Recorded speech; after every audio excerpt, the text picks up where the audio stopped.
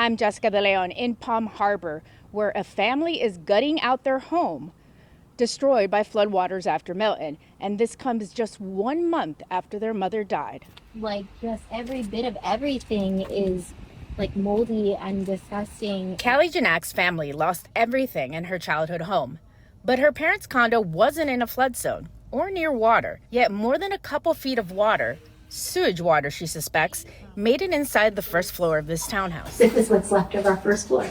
The loss comes just a month after her mother died from breast cancer.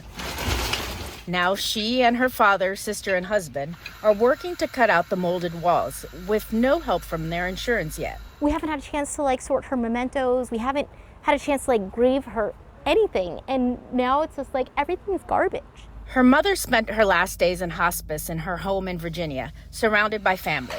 After sitting Shiva for a week, her father came home less than a week before Milton hit. She and her sister convinced him to evacuate back to Virginia. What happened here was never on anybody's mind whatsoever. It was just an excuse to get him to come back. At most, they only expected the home would lose power. And then the next morning we woke up to this phone call in hysterics from my mom's neighbor and really close friend. That neighbor was wading in waist-high water and showed them the water around her mother's car and inside the window of their home. And you see, there's everybody around us has all their stuff out because we all got 2 feet of water.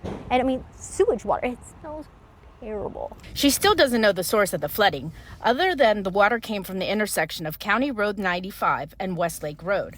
A week later, when she flew back with her father, the water still had not been pumped out. You can see the significant damage from the back of the wall. Now they are trying to save what they can, sometimes stopping to take a photo of notes or photos. It's our family photo albums are just melting. With no help yet from their insurance or FEMA and no answers on what caused the flood, the family doesn't know how or if it will be safe to rebuild. He should just be grieving my mom.